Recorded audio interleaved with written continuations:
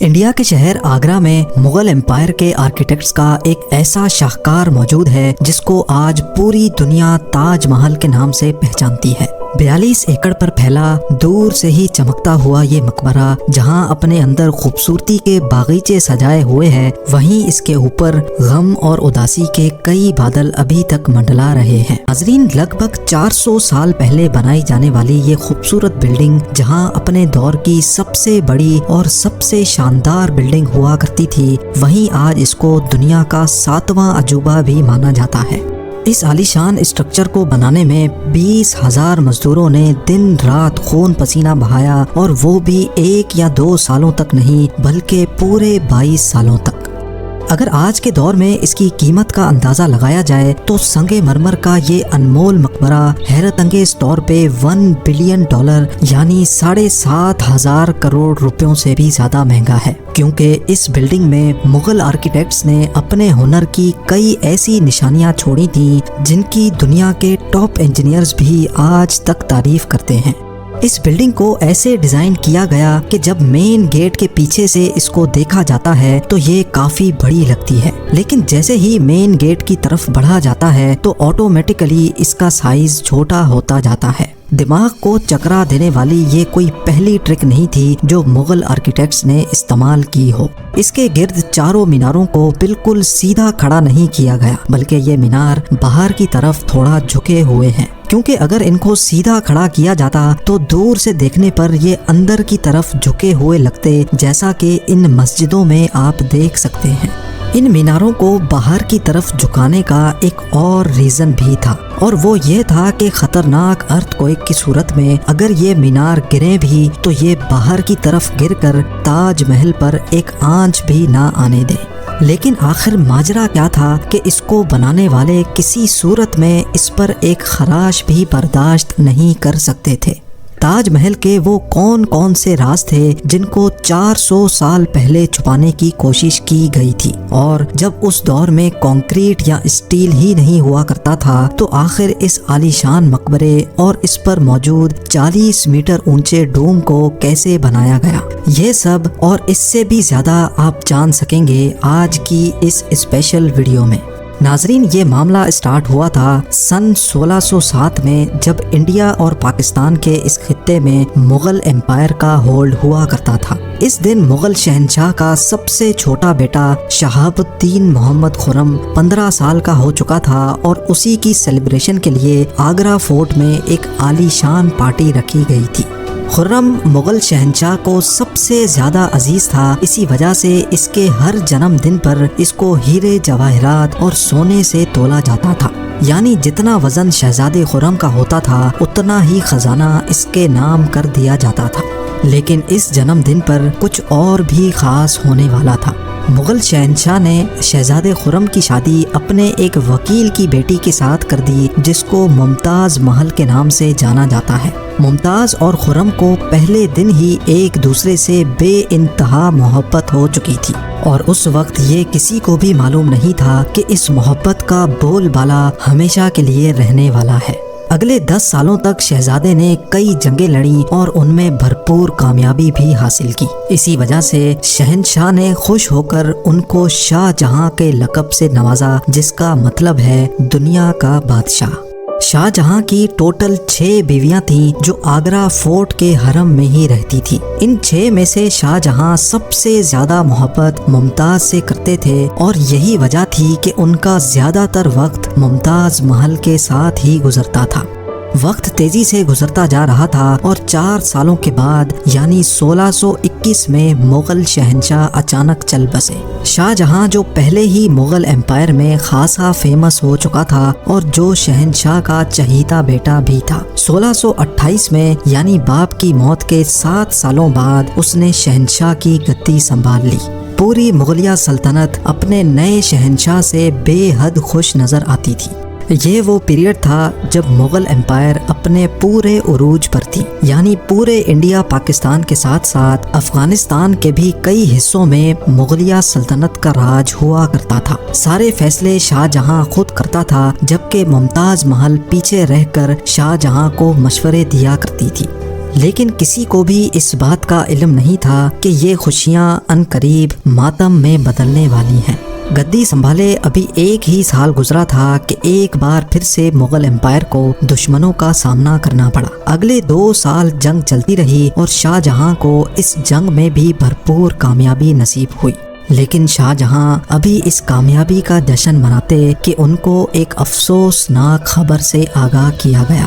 ممتاز محل جو کہ شاہ جہاں کے 14ویں بچے کو جنم دے رہی تھی، اس کی حالت بگڑ گئی اور 17 جون سن 1631 کو وہ نہ چاہتے ہوئے بھی اس دنیا سے چل بسی۔ پوری مغلیہ سلطنت کا جشن دیکھتے ہی دیکھتے ماتم میں بدل گیا۔ یہ خبر جو شاہ جہاں پر آگ بن کر گری تھی، اس نے تو جیسے ان کی دنیا ہی ختم کر ڈالی۔ شاہ جہاں کی سب سے پہلی محبت اور ان کی سب سے عزیز بیوی ممتاز محل اس دنیا سے رخصت ہو چکی تھی۔ کہا جاتا ہے کہ اس غم کی پرچائی نے شاہ جہاں کو کالے اندھیروں میں دھکیل دیا تھا۔ اگلے 8 دنوں تک انہوں نے کچھ نہیں کھایا اور اگلے 2 سالوں تک نہ کوئی موسیقی سنی اور نہ ہی پرفیوم لگایا۔ ممتاز محل نے مرنے سے پہلے ایک آخری خواہش کی تھی۔ وہ چاہتی تھیں کہ ان کی قبر دنیا کے سب سے خوبصورت مقبرے میں بنائی جائے۔ اس ٹاسک کو اور ممتاز محل کی آخری خواہش کو پورا کرنے کے لیے شاہ جہاں نے اپنی ساری دولت اور پوری زندگی وقف کرنے کا ارادہ کر لیا۔ ممتاز کے گزرنے کے 6 ماہ بعد یعنی 1632 میں ہی تاج محل کی کنسٹرکشن کا کام شروع کر دیا گیا۔ قریب 20,000 سے بھی زیادہ مزدور، پتھر تراش اور کاریگروں کو پوری سلطنت سے اکٹھا کیا گیا۔ لشکروں کے لشکر شاہ جہاں کے حکم پر آگرہ بلوا لیے گئے تھے۔ کیونکہ ممتاز کی قبر یمنا ریور کے برابر میں موجود تھی، اسی وجہ سے اس جگہ پر دنیا کی سب سے خوبصورت بلڈنگ بنانا کافی مشکل ٹاسک تھا۔ ریور کے کنارے زمین کافی سافٹ ہوتی ہے اور اگر یہاں کھدائی کا کام کیا گیا تو پانی کا بہاؤ تاج محل کی فاؤنڈیشن کو بھی نقصان پہنچا سکتا تھا۔ اس مسئلے سے نمٹنے کے لیے مغل انجینئرز نے یہاں سب سے پہلے زمین کے اندر کئی کنویں کھدوانا شروع کیے۔ مزدور یہ کنویں تب تک کھودتے رہتے جب تک خشک زمین نظر نہ آ جاتی تھی۔ ان کنووں کو پتھروں اور گارے سے بھرا گیا اور پھر اس کے اوپر پتھروں کے بڑے بڑے کالمز کھڑے کیے گئے۔ اس سارے کام کو انجام دینے کے لیے مزدوروں کے ساتھ ساتھ ہاتھیوں کی ایک بہت بڑی فوج کو بھی استعمال کیا گیا۔ مغل انجینئرز کی یہ ٹرک کام کر چکی تھی اور اب ایک ایسی مضبوط فاؤنڈیشن تیار تھی جو نرم زمین پر بھی فولاد بن کر کھڑی تھی۔ فاؤنڈیشن کے بعد اب باری تھی ایک ایسے بلڈنگ ڈیزائن کی جو آج سے پہلے کسی نے بھی نہ دیکھا ہو، ایک ایسا ڈیزائن جو پچھلے سارے ریکارڈ توڑ ڈالے۔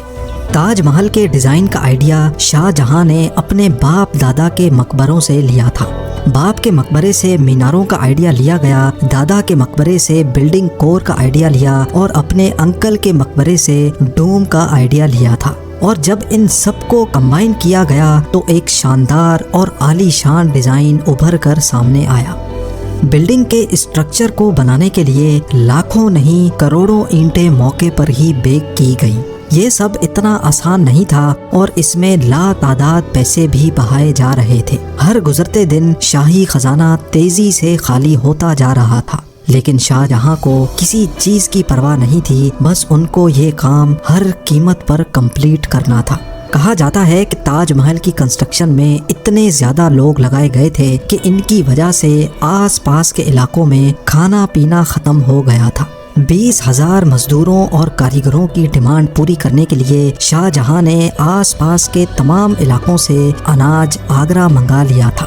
کئی سالوں کی محنت کے بعد بلڈنگ کا اسٹرکچر کمپلیٹ ہو چکا تھا اور اب باری تھی اس کو سنگ مرمر سے سجانے کی۔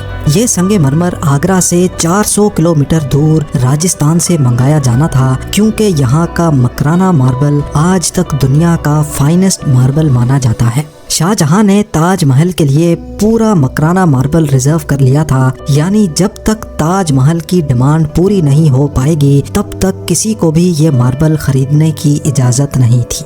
1000 ہاتھیوں کی مدد سے ہزاروں ٹن وزنی ماربل راجستھان سے آگرہ منگایا گیا۔ تاج محل کا یہ خوبصورت ڈوم اتنا بڑا ہے کہ اس کا اندازہ صرف آنکھوں سے دیکھ کر ہی لگایا جا سکتا ہے۔ آج کل اس طرح کے ڈوم بڑی آسانی سے اسٹیل اسٹرکچر پر بنائے جا سکتے ہیں، لیکن 400 سال پہلے 40 میٹر اونچے ڈوم کو بنانے میں ان کے پاس صرف پتھروں کا ہی سہارا تھا۔ اس ڈوم کو بنانے میں مغل انجینئرز نے جو اسٹریس کیلکولیشن کی تھی اس کی آج کے انجینئرز بھی بہت تعریف کرتے ہیں۔ تاج محل کی فنیشنگ کے لیے اس کو پیٹرا ڈورا یا پرچن کاری سے ڈیکوریٹ کیا جانا تھا۔ پیٹرا ڈورا ایک ایسی کلاکاری کو کہا جاتا ہے جس میں قیمتی پتھر کو ماربل کے اندر تراش کر لگایا جاتا ہے۔ ماربل کو بڑی مہارت اور باریکی سے قیمتی پتھر کی شیپ کے حساب سے تراشا جاتا ہے اور پھر اس میں پتھر کو گلو کے ذریعے چپکایا جاتا ہے۔ تاج محل پر استعمال ہونے والی گلو کوئی عام گلو نہیں تھی۔ کافی ریسرچ اور لیبارٹری ٹیسٹ کے بعد معلوم پڑا کہ یہ گلو شیرہ، لیمن جوس اور سنگ مرمر پاؤڈر کو ملا کر بنائی جاتی تھی۔ وہی سیم گلو آج بھی تاج محل کی رینوویشن کے لیے استعمال کی جاتی ہے۔ تاج محل کی خاص باتوں میں ایک بات یہ بھی ہے کہ یہ دن میں 4 مرتبہ اپنے رنگ بدلتا ہے۔ سورج نکلنے سے پہلے یہ بالکل بلیک شیڈ دیتا ہے، سورج نکلنے کے بعد یہ لائٹ یلو اور پنک شیڈ دیتا ہے، جبکہ دوپہر کے وقت تاج محل کی خوبصورتی کا نیا رخ دیکھنے کو ملتا ہے، نیلے آسمان پر جیسے موتی چمک رہا ہو، اور سن سیٹ کے وقت یہ پوری بلڈنگ گولڈن کلر کی دکھائی دیتی ہے۔ پورے 22 سالوں کے بعد سن 1654 میں تاج محل کی کنسٹرکشن کا کام مکمل کر لیا گیا۔ شاہ جہاں اپنی بیگم کی یاد میں دنیا کا سب سے خوبصورت مقبرہ بنانے میں کامیاب ہو چکا تھا۔ شاہ جہاں نے اس عالی شان عمارت کا نام اپنی پسندیدہ بیوی کی یاد میں ہی رکھا۔ ممتاز محل سے اس کا نام تاج محل رکھ دیا گیا۔ ہر سال شاہ جہاں ممتاز کی برسی پر یمونا ریور کے ذریعے تاج محل پر جایا کرتے تھے۔ یہ تاج محل کی ایسی انٹرنس تھی جس کو صرف شاہی خاندان کے لیے ہی بنایا گیا تھا۔ اس انٹرنس کی دیواروں پر دلکش نقاشی کا کام کیا گیا تھا جو شاید صرف شاہی آنکھوں کے دیکھنے کے لیے ہی کیا گیا تھا۔ شاہ جہاں کا یہ مہنگا ترین پروجیکٹ کمپلیٹ تو ہو چکا تھا، لیکن اس نے مغلیہ سلطنت کو تباہی کے کنارے پر لا کھڑا کیا۔ 4 سالوں کے بعد یعنی 1658 میں شاہ جہاں اور ممتاز کے اپنے ہی بیٹے نے شاہی تخت الٹ دیا اور خود مغل امپائر کا شہنشاہ بن گیا۔ شاہ جہاں جو پچھلے 30 سالوں سے اس تخت پر راج کر رہے تھے، اس کو قیدی بنا کر آگرہ فورٹ میں ہی بند کر دیا گیا۔ صرف ایک فیسلٹی ایسی تھی جو شاہ جہاں کو دی گئی، اور وہ یہ تھی کہ جس کمرے میں اس کو بند کیا گیا تھا اس کی کھڑکی سے وہ تاج محل کو دیکھ سکتے تھے۔ 8 سال قید میں رہنے کے بعد 74 ایئرز کی ایج میں شاہ جہاں بھی اس دنیا کو الوداع کر گئے۔ شاہ جہاں کا اب ممتاز سے دوبارہ ملنے کا وقت آ چکا تھا اور ان کو تاج محل میں ہی دفن کر دیا گیا۔